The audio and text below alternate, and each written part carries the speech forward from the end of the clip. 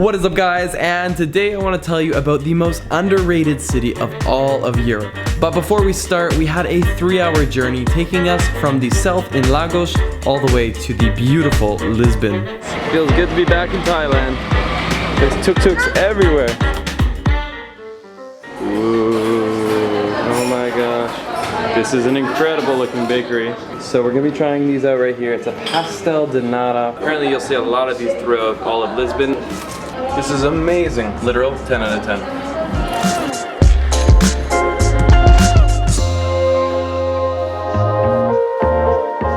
Today we're actually off to a pink street by popular demand right here. Right now we're staying in an area by the name of Barrio Alto? Barrio Alto. That is like city center. The nice thing is 80% of the popular tourist destinations in Lisbon are walking distance from our hotel. Just don't get yourself a rental vehicle like we're doing.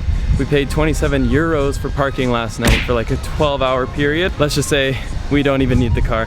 There's no getting around these one-way streets. Even if you do manage to get around, finding parking is a nightmare. Anyways, let's get on the road. Let's go explore this beautiful city. Damn, that's easy. That's awesome. That's the way to do it. Yeah. Beats renting a car. Get a Steez bike. So that could have literally been scripted. Right as I'm talking about how expensive parking a car is, this guy rips around the corner. I put him in the vlog, and then he's like, hey, you want to rent a bike? And I was like, I don't want to pay, but if you can give one for free, I can put you in my video. This is a beautiful spot. Cheers, guys. We have gotten ourselves set up with a couple of bikes. They go like 40 kilometers per hour. Okay. We got about a 30-kilometer range to get around on the electric battery, and that should definitely be enough to see everything in this area. Good luck, everyone. This could be the worst collaboration they've ever done. Kathy, have you ever scootered before? No. I know how to ride a bike. I tried a scooter in Bali and I almost died. You're qualified. All right, Kathy, you're looking a little bit unconfident, but how are you feeling? Not confident. Okay, perfect.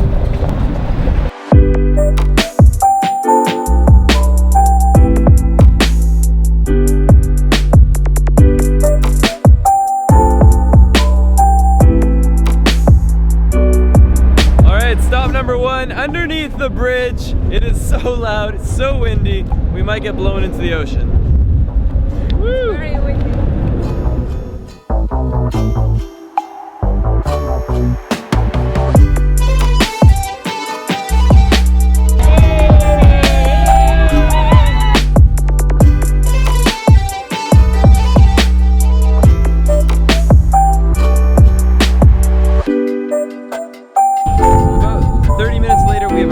Here just outside of the Belem castle, and so I don't know about you, but I've like goosebumps on my arms. I do. It's pretty chilly out with the wind, but all that matters right now is this right here.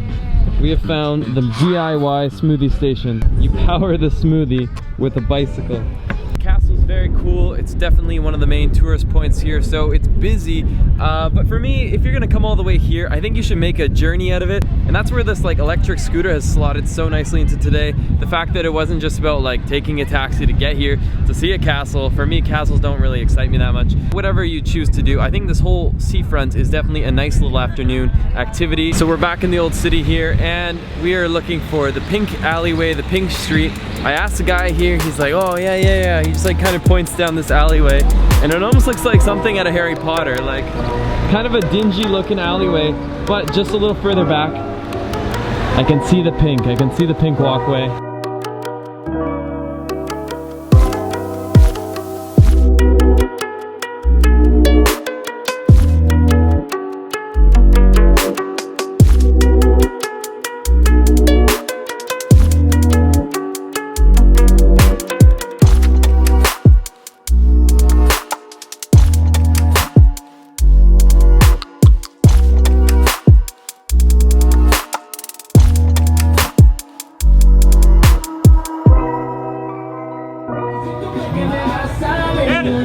Yeah, why not?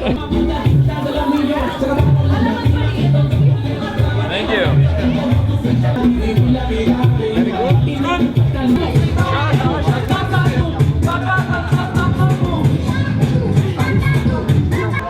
Enjoy. Cheers. I'll save you some. Yeah. So after Morocco, where put a camera on anyone, they wanted money, to now being invited to eat because I filmed the guy, that was so cool. I gotta say, I'm not about to finish the sandwich. It's like the thickest blubber sandwich. Let me just show you. I took many bites, I gotta say. I can't stomach this any further. But so kind, so amazing. And they even gave us a beer. They gave Kathy a sandwich. Hers was not blubber, we ate that one. Mine was amazing. Very good. The culture, the colors, the smells, the sounds. It's so beautiful. I love this place. Churros. Guys, right now it is 1-0 for Sweden, almost in the half. Good time to be here, except for Germans. So this right here is where this famous yellow trolley elevator system runs down. And this is what Lisbon looks like. It's just constant hills, so beautiful. Everywhere you look, it's a photo op. Like the colors are endless and I love this place so much right now. We are just getting ready for sunset right over there. So we're making our way towards the western side, towards the river. Hopefully get a really nice one tonight. I don't want to leave. I know. I wish we had more time here. I know. We only have It's one of my tomorrow. favorite cities. I was telling Kathy that this place reminds me a lot of Puerto Rico because we had the chance to see San Juan, the beautiful streets with all these colors.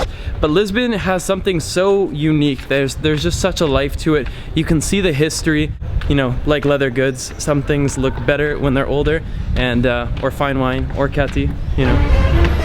Is that good? Is that an I'm gonna insult? punch you.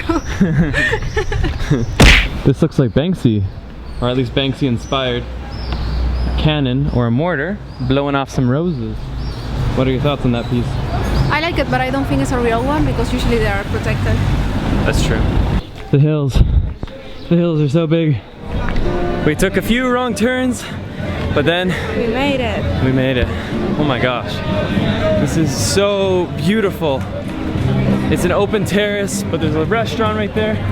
I could do a cocktail. Yeah. Cocktail? Wine? Woo! Look at all the people here. Everyone just vibing, in a good mood.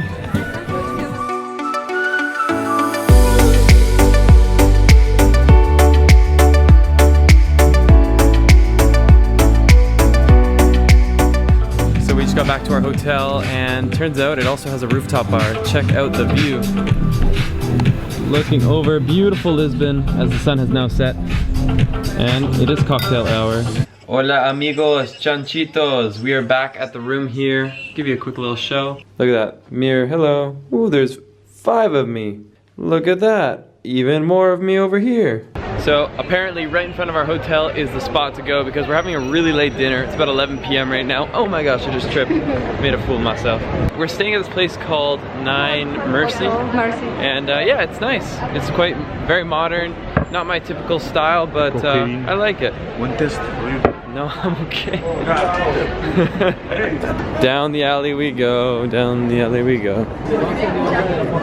For 11 euros, I got myself a Lisbon style roasted chicken. It comes with like some potato chips that are kind of more like almost wedge style. Pretty good. Muy bonita. The food was so good that we had to trust their dessert, so we've gotten ourselves this incredible 3-layer cake. And Kathy and I don't share very well when it comes to desserts, so I gotta get ahead before she devours it all. Bom dia, buenos dias, and good morning everyone. Welcome to another day here in Lisbon, Portugal. We're actually going down this parking lot to go get a car so that we can go to a place just outside of Portugal known as Sintra. Look at all these hungry vultures. Looking for a parking spot. Not today, well at least not mine. Guys, that was one of the most stressful parks I've ever done. Like, this is such a narrow, winding, one-way street. Most people are having to park their cars on a massive slant. So we actually followed this really awesome couple and we're like, please can we have your spot? And so we followed them all the way down until finally we were able to get their spot. And like as soon as people saw them get close to their car, everyone starts to freak out. Like they're like, oh my gosh, free spot, free spot. But nah, we took it. The best parking team there ever was. I know. Chip chip! Ping pong cho! Welcome to Penna Palace. It was 14 euros to get in, 10 euros we paid in advance for the Moorish castle, which we'll be going to after this one here. And this is a travel tip. Because we had such a hard time parking and we paid so much money for the rental car, you can actually just like take a train into Sintra or stay there the night, and then it's about 5 euros each way to get up the hill. I think it's definitely worth it. It'll save you the headache and save you money. So to get to the castle, you got about a half kilometer uphill, up these little roundy pathways. Or, if you're smart like them, you can pay €2 to get a ride out. And check this out. We have made it up, guys. Welcome to the Palace of Pena. Right behind me there, you can see that incredible multicolored castle. It's unbelievable. Truly, I've never seen anything quite like it. It's about a half-kilometer hike up the hill. I feel like it kind of looks like a little kid's like dream. You know what I mean? It looks like a toy. It looks like a palace from a fairy tale. It could have been a Lego set. Quick history lesson. This castle actually belonged to a king, a very short king. And essentially this king went to the swamp. He found this ogre and he ordered the ogre to go and save a princess. Now the ogre was not alone, he was actually joined by a talking donkey, and together they saved the princess, and then the king and the queen were supposed to live in here, but then the queen actually went and married the ogre. So that's a little fun fact, a little story of this castle right here.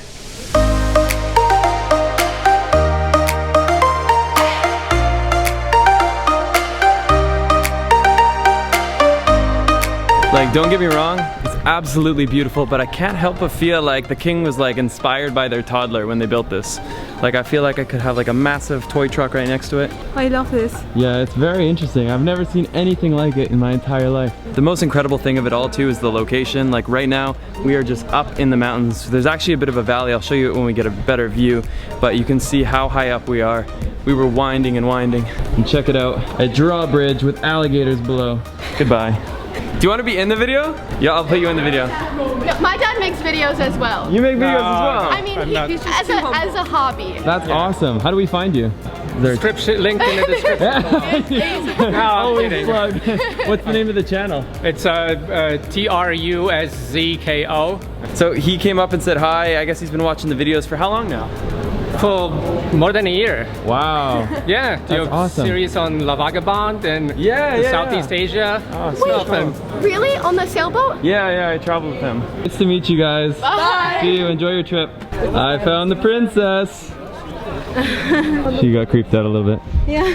Actually, this castle is considered a new castle because it was built in 19th century.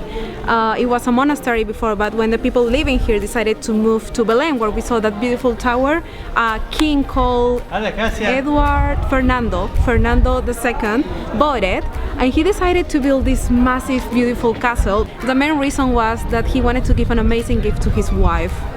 What a crazy gift. That is relationship goals. It's relationship goals. So imagine the situation here. This man right here says, hey Kathy, I know you have a boyfriend, but I'll give you this incredible palace up on a hill, and I have an incredible beard and mustache. What do you say? But I will stay with you. What a great answer. She passed. I would have taken the castle. Honey, I'm home. Can you imagine that? Down there, is that Sintra? Or is that?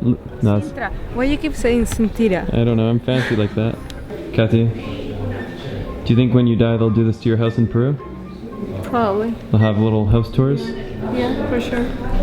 And this is where Kathy used to upload her videos. Her most popular video was filmed sitting in this chair.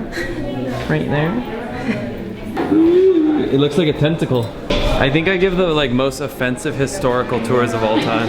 It's like, oh hey look, the banister looks like a squid. I'm sorry, if you were looking to get like the in-depth guide to this castle, this is the wrong channel. But I'll show you around. I'll give you a tour of its beauty, and I'll make stupid jokes along the way. Right there, there's like a little gargoyle and it looks like he's choking on a pretzel. And this was their executive bed. I love the detailing on the walls and the roof. There she is, and there he is. Couple goals. Can we get similar paintings in our place? Yes, please, let's do it. That'd be so nice. You walk into the front entrance and there's a his and her painting. Alright guys, so before the iPhone 7, that is an old school telephone right there, and it was basically just used to help service this house. So as you can assume, there would be many servants working here. You know, it's not medieval. I think it's only about less than 100 years old. It's got some of the similarities you would have seen at like your grandma's house, but if grandma was super ballin', like if she had lots of money, and she was just getting like super pimpin' things, you know what I mean? Please shut up.